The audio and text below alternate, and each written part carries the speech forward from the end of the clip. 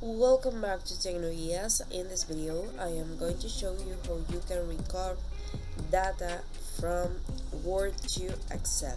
What we are going to do is go to the Word and we can find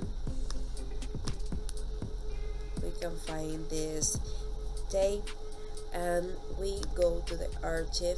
We can see where the save come, select documents, enter the name, and we can see play text. Okay, accept, and we go to the Excel, go to the dates, select from text CSV, select the name and import date.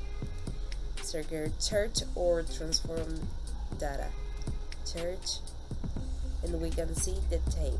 It's very quick and simple. Thanks for watching this video, and don't forget to subscribe our channel for more content with us here in Tecnologías.